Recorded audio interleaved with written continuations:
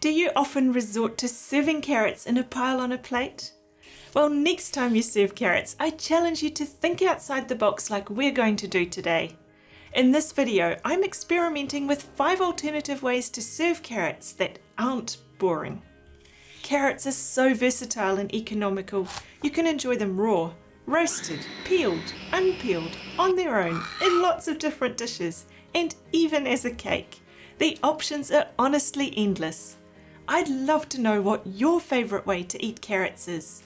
Let me know in the comments down below.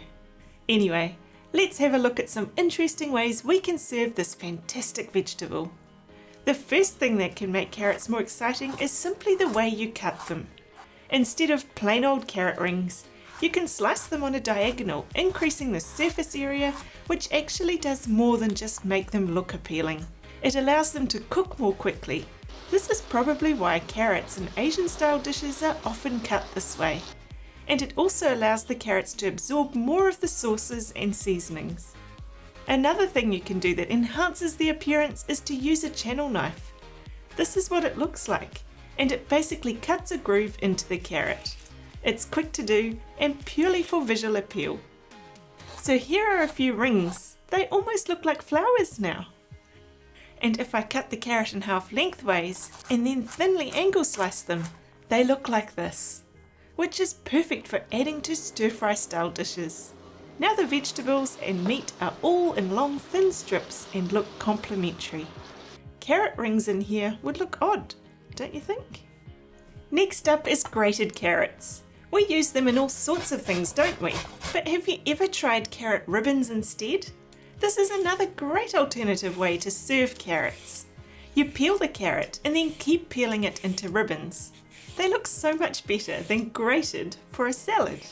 You can either make the salad straight away, or you can put the ribbons into some ice water for about 30 minutes to let the carrots curl a bit more.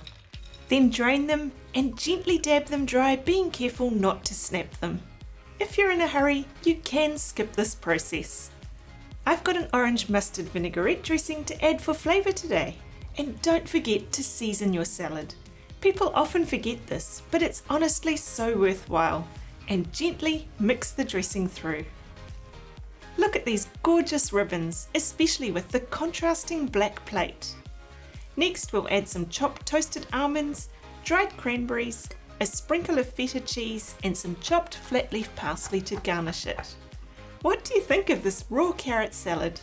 I love the vibrant colours and the simplicity of it. The third way we can up our game when plating carrots is how we cut them for roasting. When cutting carrots to roast, it's most important to remember to keep the size of each piece similar so they cook at an even rate. But you can also cut them in interesting ways, like these little triangular shapes. It looks great when you have a variety of shapes in something like a roast vegetable dish. Squarish pieces, rounds, long pieces, and of course our triangular carrots. Another way we can cut our carrots to roast is to split them in half lengthways and expose the central core pattern. If you have spring carrots, leave them whole. These are delicious roasted with a little drizzle of golden syrup, some olive oil, fresh picked thyme leaves, and a sprinkle of salt. Then pop them in a hot oven and let it do the rest. Here are our roasted carrot halves served with creamy mashed potatoes. Look at that caramelization. I've also got some green beans for colour and a couple of French boned chicken drumsticks. Don't the carrots add some vibrant colour to this plate, as well as a tasty sweet vegetable addition? On to our fourth alternative way to serve carrots. We're going to make a carrot puree. You can use any carrot offcuts in this if you wanted to. All you need to do is simply add some small carrot pieces to boiling salted water and let it boil away until the pieces are soft. Then strain them ready to blitz in a food processor or with a stick blender or something similar. I like to add some butter, milk and salt for flavour, but you can get creative and add spices or other soft boiled vegetables for different combinations. Blitz it until a smooth puree is formed. You can adjust the consistency by adding more liquid if you need to. Here are a few ideas for plating with a puree. This one is a great base to go under the main component of a meal. It gives colour to the plate and can add a smooth texture to a crunchier meal. You can also add the puree to a squeezy bottle and use it sparingly as a garnish on a dish. It's another way to add colour or a stronger flavour you may only want in small quantities. Or on this meal, you can use a puree to give your plate visual appeal by creating a pattern on the plate. A puree is almost as versatile as carrots are. The options are endless. The last idea is rather traditional, but it does look great when you want to be fancy. Hello, turned carrots. To do this, you need equal lengths of carrot so each one is the same size. Then you trim it into a square. Then using a turning knife or a paring knife or a vegetable peeler, trim them from top to bottom, creating a bit of a barrel type shape. You want to start in the centre at the top, come out as far as you can to the edge and then back into the centre bottom. Work your way around until you're happy with your shape. All these trimmings are great for using in a puree or even a stock. Once you've finished turning them, simmer the carrots in some water.